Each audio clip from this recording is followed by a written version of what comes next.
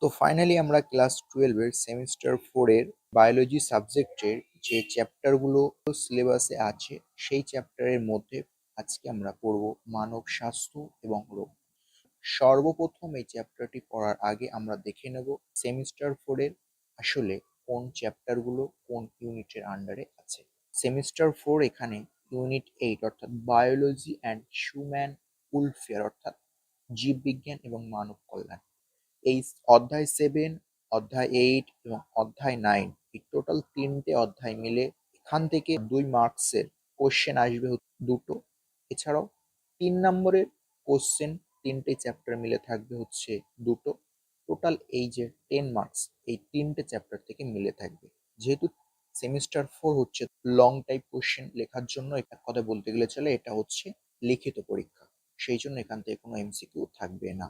তো বেশি কথা না বাড়িয়ে আজকে আমরা দেখব এই চ্যাপ্টার সম্পর্কে। সর্বপ্রথম হচ্ছে স্বাস্থ্য কি। স্বাস্থ্য হচ্ছে সম্পূর্ণ মানসিক, শারীরিক এবং সামাজিক সুস্থতাকে স্বাস্থ্য বলে। অর্থাৎ কোনো একজন মানসিক দিক থেকে সুস্থ, শারীরিক দিক থেকে সুস্থ এবং সামাজিক দিক থেকে সুস্থ, তখন তাকে স্বাস্থ্য বলবো।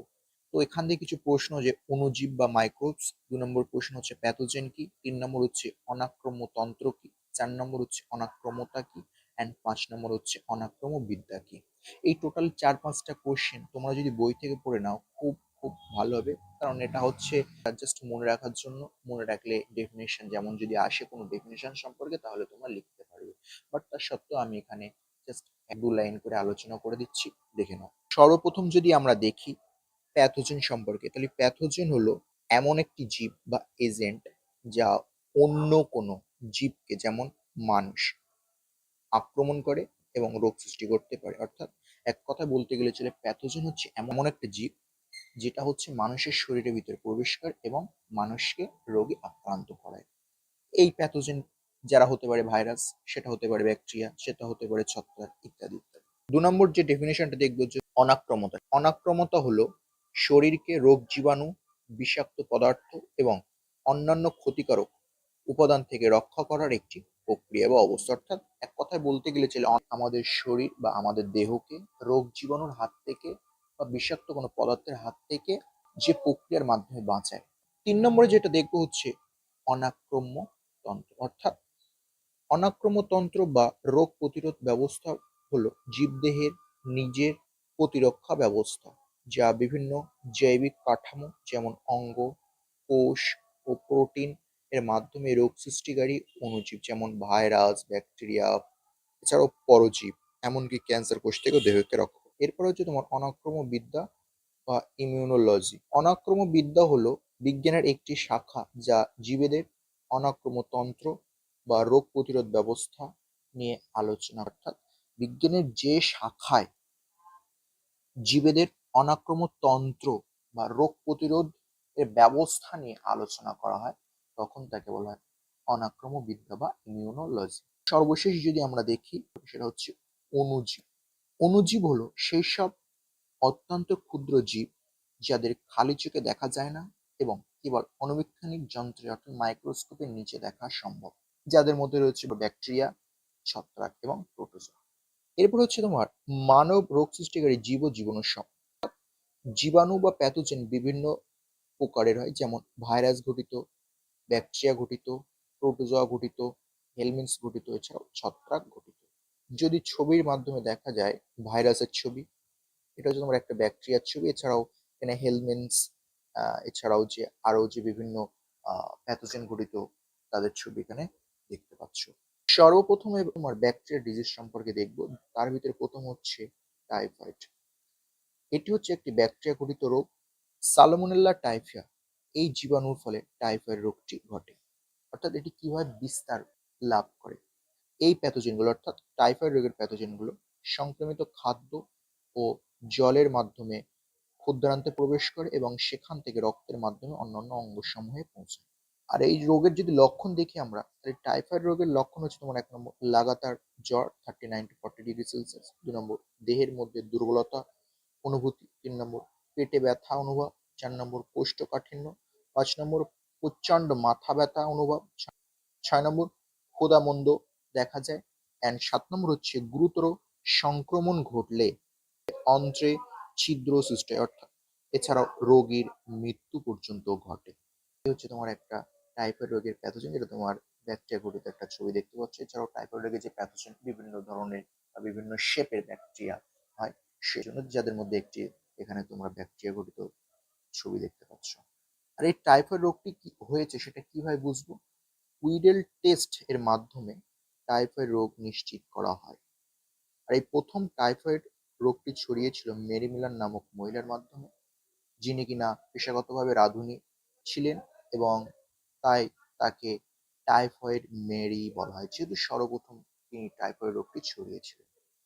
এই টাইফয়েড রোগের প্রতিকার হচ্ছে তোমার, অর্থাৎ কিভাবে এই রোগ থেকে বাঁচবো। এক নম্বর হচ্ছে তোমার, বা এই রোগ থেকে বাঁচার কি উপায়। এক নম্বর হচ্ছে স্বাস্থ্যবিধি মেনে চলতে হবে। ২ নম্বর খাদ্য ও পানীয় পরিষ্কার পরিচ্ছন্ন রাখতে হবে। ৩ নম্বর টিকাকরণ করতে হবে, এবং ৪ নম্বর হচ্ছে তোমার ওআরএস এছাড়াও অ্যান্টিবায়োটিক ব্যবহার করতে হবে। আর এই যে টাইফয়েড রোগটি, এটা হচ্ছে মাছি বাহিত রোগ। এরপরে আমরা ২ নম্বর যে ব্যাকটেরিয়া ঘটিত রোগ, সেটা হচ্ছে ইনফ্লুয়েঞ্জা বা নিউমোনিয়া। এই ইনফ্লুয়েঞ্জা বা নিউমোনিয়া এটা হচ্ছে একটি ব্যাকটেরিয়া ঘটিত রোগ, বা নিউমোনিয়ার জন্য দায়ী ব্যাকটেরিয়া হলো এক নম্বর হচ্ছে স্টেপ্টোকক্কাস নিউমোনি, আর ২ নম্বর হচ্ছে হিমোফিলি ইনফ্লুয়েঞ্জা। আর এই নিউমোনিয়া রোগটি সংক্রমণ কিভাবে হয়, অর্থাৎ কিভাবে ছড়িয়ে পড়ে? সংক্রমিত ব্যক্তির হাঁচি ও কাশির মাধ্যমে ব্যাকটেরিয়া ছড়িয়ে পড়ে, অর্থাৎ পড়ে, এবং যার কারণে সুস্থ মানুষ আক্রান্ত হয়, এবং এটি একটি এয়ারবর্ন বা বায়ুবাহিত রোগ। আর এই নিউমোনিয়া রোগের লক্ষণ, এই ব্যাকটেরিয়াগুলো ফুসফুসের বায়ুতলিতে সংক্রমণ ঘটায়, ফলে বায়ুতলি তরলপূর্ণ হয়ে যায়, যার ফলে ১ নম্বর শ্বাসকার্যে গুরুতর অসুবিধা হয়, ২ নম্বর শরীর ঠান্ডা হয়ে যায়, ৩ নম্বর এছাড়াও হালকা জ্বর হয়, ৪ নম্বর কাশি, ৫ নম্বর মাথা ব্যথা। এছাড়াও গুরুতর অবস্থায় অর্থাৎ ঠোঁট ও আঙুলের নখগুলো ধূসর থেকে নীলাভ বর্ণ ধারণ করে, অর্থাৎ ওভিউল টু ব্লু। ঘটিত যে রোগ, তার মধ্যে ১ নম্বরে পড়লাম টাইফয়েড, ২ নম্বরে পড়লাম নিউমোনিয়া। এছাড়াও ব্যাকটেরিয়া ঘটিত অন্যান্য রোগগুলি হলো ১ নম্বর ডিসেন্ট্রি, ২ নম্বর হচ্ছে তোমার প্লেগ, ৩ নম্বরে ডিপথেরিয়া, ৪ নম্বর হচ্ছে কলেরা। এরপরে আমরা যেটা দেখবো সেটা হচ্ছে ভাইরাল ঘটিত বা ভাইরাস ঘটিত রোগসমূহ, যার ভিতরে ১ নম্বর হচ্ছে তোমার সাধারণ সর্দি কাশি বা কমন কোল্ড। এই সাধারণ সর্দি কাশি এই রোগটি সচরাচর দেখা যায়। এই রোগটি রাইনোভাইরাস নামক একটি গোষ্ঠীর ভাইরাসের কারণে হয়। আর এই রাইনোভাইরাস সবচেয়ে সংক্রমণকারী ভাইরাস। এই ভাইরাসগুলো নাক ও শ্বসন পথে অর্থাৎ ট্রাকিয়ায় সংক্রমণ ঘটায়, কিন্তু ফুসফুসে কোনো সংক্রমণ ঘটায় না। অর্থাৎ এই সাধারণ সর্দি কাশি বা কমন কোল্ডের লক্ষণ কি? ১ নম্বর হচ্ছে নাক বন্ধ হয়ে যাওয়া, ২ নম্বর নাক থেকে জল পড়া, ৩ নম্বর গলা ব্যথা, ৪ নম্বর গলার স্বর ভেঙে যাওয়া, ৫ নম্বর কাশি, ৬ নম্বর মাথা ব্যথা, ৭ নম্বর ক্লান্তি ও শরীর দুর্বল অনুভূতি হয়। আর এই সাধারণ সর্দি কাশি সাধারণত ৩ থেকে ৭ দিন হয়ে থাকে। আর এই সংক্রমণ কি, অর্থাৎ কিভাবে এটি ছড়িয়ে পড়ে? অর্থাৎ সংক্রমিত হাঁচি ও কাশির সঙ্গে নির্গত জলকণা বা মিউকাস বিভিন্ন বস্তুর মাধ্যমে বা প্রশ্বাসের দ্বারা সুস্থ ব্যক্তি গ্রহণ করলে তার সাধারণ সর্দি কাশি হওয়ার সম্ভাবনা আছে। কমন কোল্ড বা সাধারণ সর্দি কাশি এটি একটি বায়ুবাহিত রোগ, অর্থাৎ এটা বায়ুর দ্বারা বাহিত হয়। এটা হচ্ছে তোমার একটা রাইনো ভাইরাসের ছবি বা ভাইরাসের একটা সিম্পল ছবি, যেটা তোমার বলতে পারো যেটা রাইনো ভাইরাসের। তো আজকে কিছু তোমাদের বাড়ির কাজ দেওয়া হলো। এই চ্যাপ্টার থেকে যেমন কোশ্চেন আসবে, অর্থাৎ ২ নম্বরের থাকবে আর ৩ নম্বরের, সেই জন্য এখানে তোমার ২ নম্বর আর ৩ নম্বরের কোশ্চেন তোমরা দেখতে পাচ্ছ। বাট টপিক রিলেটেড কোশ্চেন খুবই ইম্পর্টেন্ট, যেগুলো অ্যান্ড এই রিলেটেড যে কোশ্চেনগুলো হতে পারে আমি তোমাদেরকে এখানে দেখিয়ে দিয়েছি। প্রশ্নগুলো প্রত্যেকটা প্রশ্নের অ্যান্সার নিজে থেকে লেখার চেষ্টা করবে, যেগুলো হবে না সেটা আমাকে কমেন্টের মাধ্যমে জানাবে। এটা হচ্ছে তোমার টাইফয়েড টপিক রিলেটেড কিছু প্রশ্ন। নিউমোনিয়া যে রোগটা পড়লাম, সেই নিউমোনিয়া থেকে যে প্রশ্নগুলো হওয়ার সম্ভাবনা আছে এবং পরীক্ষার ক্ষেত্রে ইম্পর্টেন্ট, কমন কোল্ড বা সাধারণ সর্দি কাশি, এখান থেকে কিছু প্রশ্ন যেটা পরীক্ষার ক্ষেত্রে ইম্পর্টেন্ট, অ্যাজ ওয়েল অ্যাজ ওই টপিক রিলেটেড এই প্রশ্নগুলো খুবই গুরুত্বপূর্ণ। এছাড়াও কিছু পার্থক্য এখানে দিলাম, যেটা তোমরা দেখতে পাচ্ছ। আজকের ভিডিও এখানে শেষ করছি। ভিডিও যদি ভালো লেগে থাকে, আজকে একটাই রিকোয়েস্ট করবো, ভিডিওটা বেশি বেশি শেয়ার করে দেওয়ার চেষ্টা করবে, এবং ভিডিও একটি লাইক করে দেওয়ার চেষ্টা করবে। আজকে আমি বিদায় নিচ্ছি, দেখা হবে নেক্সট অন্য কোনো ভিডিওতে। ততক্ষণ তোমরা সুস্থ থেকো, ভালো থেকো এবং নিজের প্রতি খেয়াল রেখো।